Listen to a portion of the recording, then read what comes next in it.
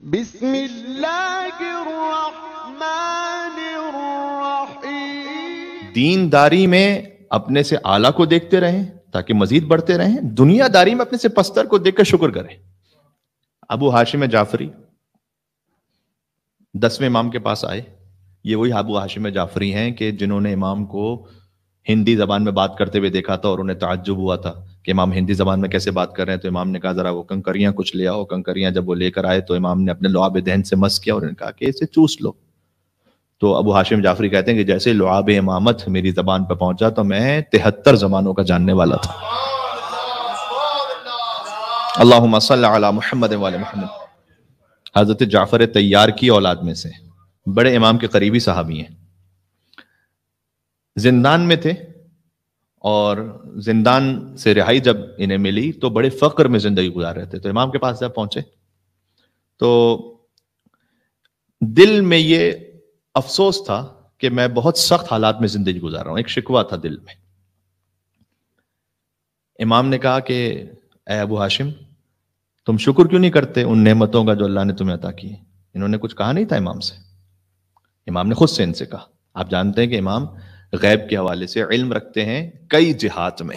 ایک ہے معاملہ کہ مکان کے اعتبار سے غیب کا علم رکھتے ہیں، یعنی اس مقام کے باہر جو کچھ ہو رہا ہے طبیعی انداز میں ہمیں نہیں پتا کیا ہو رہا ہے، لیکن امام جانتے ہیں۔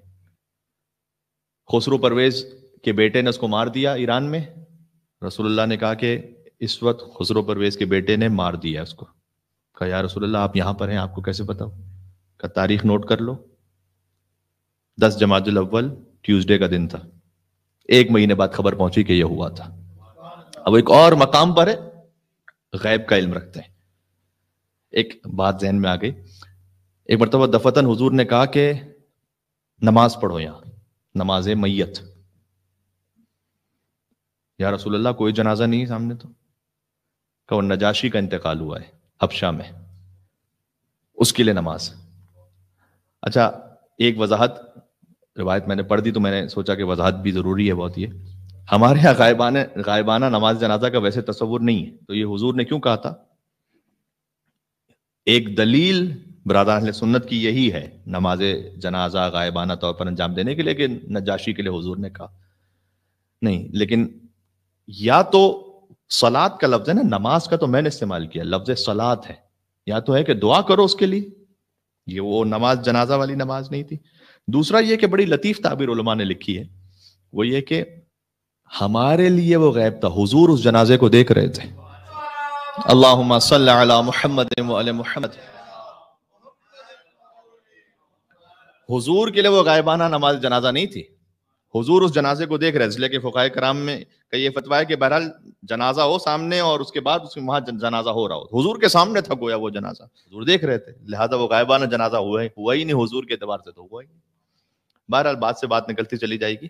تو ائمہ علیہ السلام غیب کا علم رکھتے ہیں، مکان کے اعتبار سے بھی، زمان کے اعتبار سے بھی، زمانے کے اعتبار سے بھی غیب کا علم رکھتے ہیں۔ 3 جہات سے وہ غیب کا علم کم از کم ہے، ایک ہے مکان، ایک ہے زمان۔